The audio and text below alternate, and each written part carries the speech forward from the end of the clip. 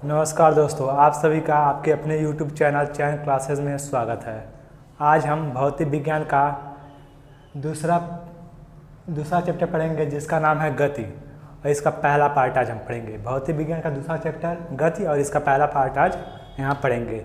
तो सबसे पहले हम जान लें कि कब वस्तु गति अवस्था में कहेंगे और कब वस्तु स्थिति अवस्था में हम उसको कहेंगे। जब कोई वस्तु समय के साथ अपनी स्थिति को परिवर्तन करता है, स्थिति चेंज करता है, तो उस वस्तु को हम कहेंगे कि वह वस्तु गति अवस्था में है। जब समय के साथ कोई वस्तु स्थिर रहता है, यानी टाइम बढ़ता जाए लेकिन वस्तु अपने स्थान पर स्थिर रहे, तो उस वस्तु को क्या कहेंगे? स्थिति अवस्था में वस्तु है। तो गति अवस्था क्या होता है और स्थिति अवस्था क्या होता है, इसको हम थोड़ा सा डिटेल पढ़ने के लिए हम ग्राफ से हम इसको समझते हैं। जब कोई वस्तु, अगर हम ग्राफ बनाएं, ये हो गया एक्स अक्ष और ये हो गया वाई अक्ष। अगर एक्स अक्ष पे हम समय को दिखाएं, समय, और वाई अक्ष में हम वस्तु की स्थिति दिखाएं, यानी कि स्थिति को दिखाएं, स्थिति। मान लें ये समय घंटे में है, 1 घंटा, 2 घंटा, 3 घंटा, 4 घंटा, और वस्तु की दूरी है किलोमीटर में, 1 किलोमीटर, 2 किलोमीटर, या फिर ऐसे लिख दिया जाए 5 किलोमीटर, 10 किलोमीटर, 15 किलोमीटर, 20 किलोमीटर। जो स्थिति है वह किलोमीटर में है, यानी कि दूरी किलोमीटर में है, और समय यहाँ पे दिया है घंटे में, यानी हावर्स में। समय घंटे में है और स्थिति किस में है? किलोमीटर में।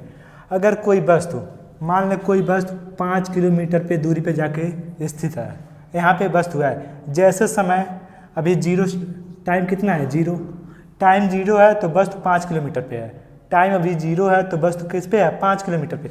जैसे ही 0 के बाद 1 घंटा होता है तो जो वस्तु 5 किलोमीटर पे है वह आके किस पे जाती है? 10 किलोमीटर पे। यानी कि 5 से 10 आ रही है वस्तु जब समय 0 से 1 घंटा हो रहा है। इसी तरह जब टाइम हो जा रहा है 2 घंटा तो वस्तु 15 पे आ जा रही है।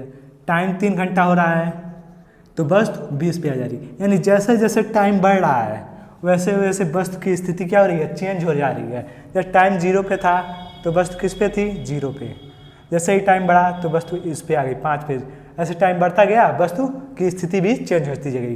तो टाइम 1 पर, 1 घंटे पे वस्तु की मान लें स्थिति 5 किलोमीटर। पहले 0 पे 0 थी, 1 घंटे पे 5 किलोमीटर आ गई। फिर अगले घंटे पे, 2 घंटे पे ये 10 किलोमीटर पे आ गई। 10 वाला ये, और ये टाइम 2 घंटा। ऐसे ही जब 3 घंटा हुआ तो वस्तु 15 पे आ गई। टाइम कितना हुआ? 3 घंटा। ऐसे ही 4 घंटे पे 20 पे आ गई। यानी कि अब यहाँ पे हम देख रहे हैं जैसे जैसे समय बढ़ रहा है वैसे वस्तु की स्थिति क्या हो रही है? बढ़ती जा रही है। यानी वस्तु अपनी स्थिति में परिवर्तन करता जा रहा है। तो इसको क्या कहेंगे? जो वस्तु है वह गतिशील अवस्था में है। तो यहाँ से हम समझ गए कि कब वस्तु गतिशील में होगा, यानी कब वस्तु गति करेगा। जब वस्तु समय के साथ अपनी स्थिति को परिवर्तित करे तो वस्तु कैसा होगा? गतिशील होगा। तो यहाँ पे लिख दे रहे हैं गतिशील वस्तु किसे कहते हैं, यानी गति स्थिति क्या होती है? स्थिति। इसमें देखते हैं जब वस्तु समय के साथ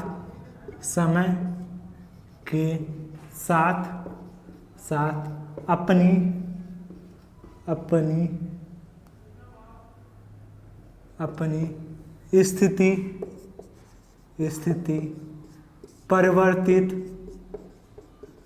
परिवर्तित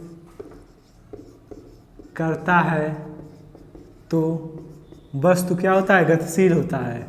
वस्तु गति के स्थिति में होता है, ग्राफ से इसको समझे हैं। जब वस्तु समय के साथ अपनी स्थिति क्या करे? परिवर्तित करे, यानी स्थिति चेंज करता रहे, तो वस्तु को कहेंगे कि वह गतिशील स्थिति में है। अब इसके बाद हम पढ़ेंगे कि स्थित वस्तु किसे कहते हैं, यानी कि वस्तु स्थित अवस्था में कब कहलाएगी। तो ये गति की स्थिति थी, अब हम स्थिर पढ़ेंगे। स्थिर यानी मोशन ना करे, अपने स्थान पे फिक्स रहे, तो ऐसी स्थिति कब कहलाएगी? इसको पहले ग्राफ से समझ लेते हैं। ये x है, ये y है। ये टाइम है घंटे में, जैसे पहले बनाए थे 1 2 3 4। ये है समय। और इसके बाद ये हमारा है स्थिति, 5 किलोमीटर, 10 किलोमीटर, 15 किलोमीटर और 20 किलोमीटर।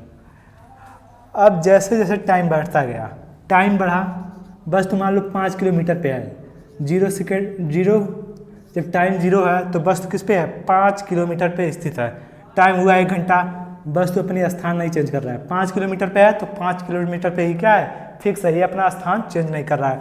ऐसे ही टाइम हुआ 2 घंटा, फिर भी बस तो 5 किलोमीटर पे क्या है, फिक्स है। टाइम बढ़ता जा रहा है लेकिन बस तो अपनी स्थिति चेंज नहीं कर रही है। 5 किलोमीटर पे है तो हर जगह 5 किलोमीटर पे अपनी स्थिति फिक्स रखी हुई है। टाइम क्या हो रहा है, 1 घंटा, 2 घंटा, 3 घंटा ऐसे बढ़ता जा रहा है, लेकिन इसकी स्थिति क्या है वस्तु की, 5 किलोमीटर पे फिक्स है। तो इसी अवस्था में कहेंगे जो वस्तु है, जो 5 किलोमीटर पे जो वस्तु रखा गया है वो वस्तु क्या है, स्थिर है, क्योंकि समय के साथ अपनी स्थिति परिवर्तित नहीं कर रहा है। तो यहाँ से हम समझ गए कि स्थिर वस्तु किसे कहते हैं, यानी स्थिति अवस्था कब कहलाती है, वस्तु कब स्थिर होता है। तो लिखना है इसको, स्थिर अवस्था।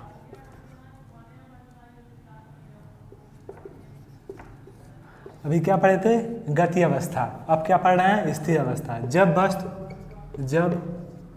वस्तु समय के साथ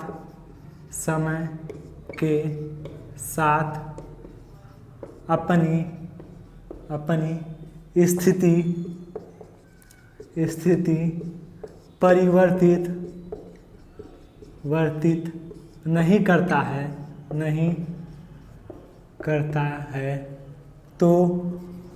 तो वस्तु क्या होगा, स्थिर अवस्था में होगा। तो वस्तु स्थिर अवस्था में होता है।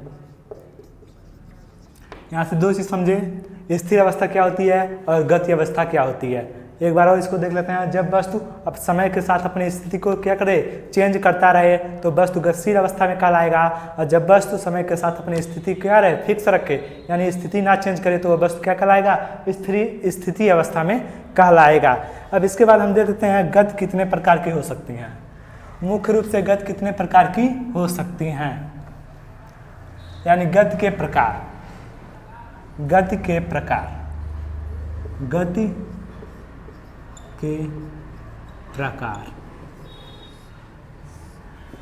गति को मुख्य रूप से 3 भागों में बांटा गया है। पहला होता है रेखीय गति, दूसरा होता है वृत्तीय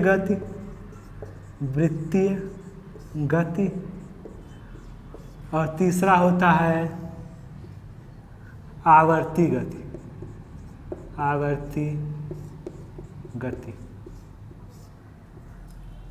या इसको दोलन गति भी कहते हैं, दोलन गति। रेखीय गति क्या होती है, एक एक इसको देखते हैं। गति को कितने मेनली 3 कैटेगरी में बांटा गया है, रेखीय गति, वृत्तीय गति, आवर्ती गति। ऐसे तो गति कई प्रकार के हो सकते हैं, उसके स्थिति के, तो यहाँ पे जो बांटे गए हैं उसको केवल 3 कैटेगरी में यहाँ पे डिवाइड किया गया है, रेखीय गति, वृत्तीय गति और आवर्ती गति। रेखीय गति क्या, रेखीय गति, वृत्तीय गति और आवर्ती गति। रेखीय गति किसे कहते हैं, जब वस्तु सीधी रेखा में गति करे। कैसी गति करे, सीधी रेखा में, तो उसको रेखीय गति कहते हैं। एकदम उसका रेखा गति की दिशा क्या हो, एकदम सीधी हो, तो उसको कहेंगे रेखीय गति।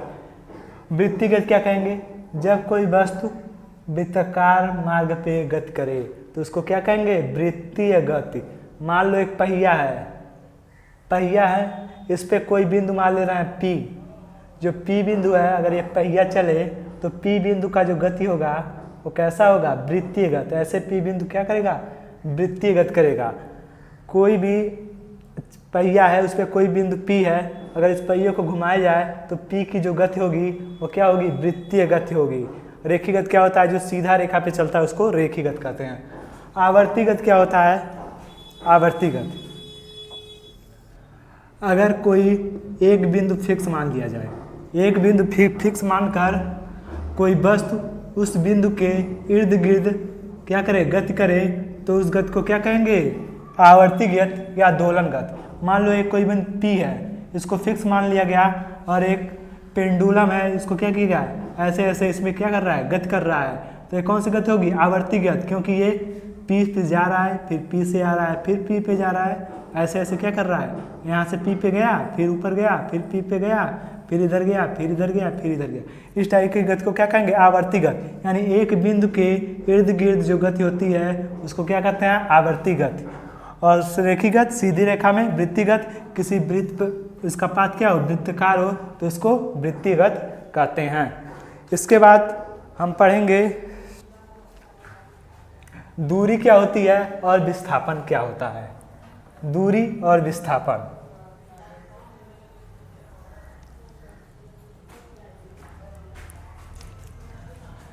दूरी और विस्थापन।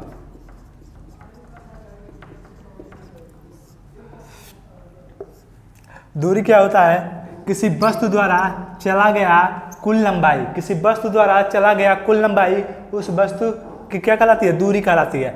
मान लो यहाँ पे लिख देते हैं पहले परिभाषा, किसी वस्तु द्वारा चला गया कुल लंबाई दूरी कहलाता है, दूरी कहलाता है। यानी वस्तु जितना लंबाई चलेगा वह उसकी क्या हो जाएगी, दूरी हो जाएगी। विस्थापन क्या होता है, वस्तु के प्रारंभिक बिंदु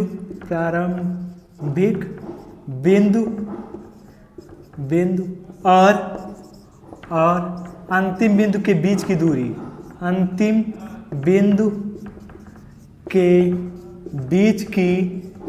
बीच की न्यूनतम दूरी क्या कहलाता है, विस्थापन कहलाता है, विस्थापन कहलाता है। विस्थापन क्या होता है, वस्तु के प्रारंभिक बिंदु और अंतिम बिंदु की न्यूनतम दूरी होता है। यहाँ पे ध्यान देने वाली बात है, न्यूनतम दूरी क्या कहलाता है, विस्थापन कहलाता है। और दूरी क्या होता है, किसी वस्तु द्वारा चला गया कुल लंबाई, जितना लंबाई वस्तु चलेगा वह उसकी दूरी कहलाता है। अगला पॉइंट, जो दूरी होता है वह अदिश राशि होती है। कैसी राशि होती है, अदिश राशि।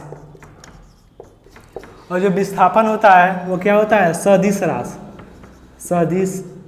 राशि।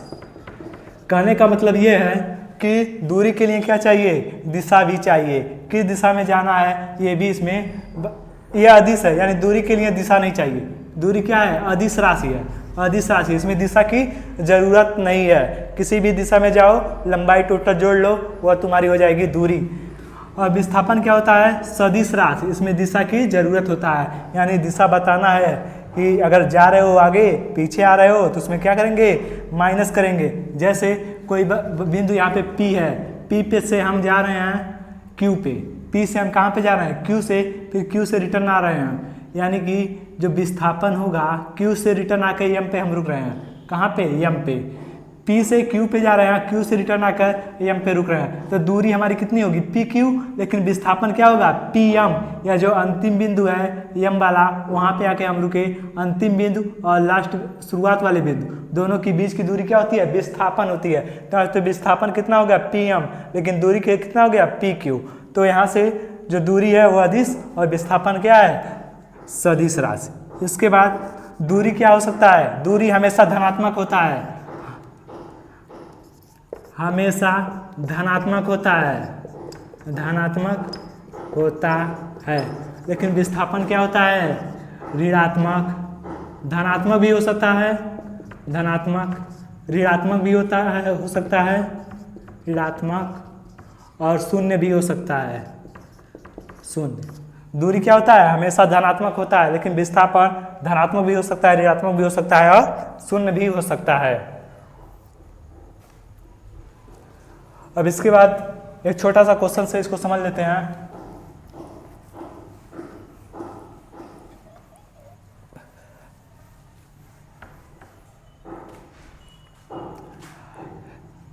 एक चीज और लिख लो इसमें, दूरी जो होता है मार्ग पर निर्भर करता है, मार्ग पर निर्भर करता है। दूरी कि किस पे निर्भर करता है? मार्ग पे, किस रास्ते से जा रहे हैं उस पर दूरी निर्भर करता है, लेकिन विस्थापन मार्ग पे निर्भर नहीं करता। विस्थापन मार्ग पर निर्भर नहीं करता है। इसका मतलब ये है आप कौन सा मार्ग अपना रहे हो जाने के लिए, उस पे निर्भर करेगा दूरी, लेकिन विस्थापन उस मार्ग पर निर्भर नहीं करेगा। किस पे कौन निर्भर करेगा? दूरी निर्भर करेगा। समझ लें इसको, अगर मान लो यहाँ पे बिंदु P है, हमको Q पे जाना है। यहाँ पे बिंदु P है, हमको Q पे जाना है, तो P से Q पे जाने के लिए या तो ऐसे जाओ, यहाँ पे कोई पॉइंट M है, या तो M से होकर जाओ, या फिर सीधे चले जाओ, या फिर C से होकर जाओ। तो जो दूरी है वह मार्ग पर क्या करता है? निर्भर करता है। अगर ऐसे जाओगे, अगर ये 5 किलोमीटर है, 5 किलोमीटर है, ये 10 है, और ये 15 है, और ये तुम्हारा 8 है। कौन से मार्ग से जा रहे हो उस पर ये दूरी निर्भर करेगा। अगर ऐसे जा रहे हो, P से C से होकर जा रहे हो, P C से होकर Q पे जा रहे हो, तो P से C तक 5 किलोमीटर, फिर C से Q तक कितना हो गया? 10 किलोमीटर हो गया। अगर सीधा जा रहे हो तो कितना किलोमीटर? 8 किलोमीटर। तो क्या मार्ग पे निर्भर नहीं कर रहा है दूरी? मार्ग पर निर्भर करता है। जैसे जैसे मार्ग चेंज होता रहेगा वैसे वैसे दूरी हम क्या होता जाएगा? चेंज होता जाएगा। अगर P से Q के जाने के लिए ये वाला रास्ता अपनाया जाए, ऊपर वाला PMQ अपनाया जाए, तो हमारी कितनी दूरी होगी? अगर ये 15 है तो 15 दूरी होगी। लेकिन विस्थापन क्या होगा? विस्थापन 8 होगा, क्योंकि न्यूनतम दूरी हमको लेना है। कैसी दूरी लेना है? न्यूनतम दूरी। P से और Q के बीच की न्यूनतम दूरी कितना है? जो सीधी रेखा से खींचेंगे P और Q को मिलाते हुए वो 8 किलोमीटर की है, तो न्यूनतम दूरी क्या होगा? 8 किलोमीटर।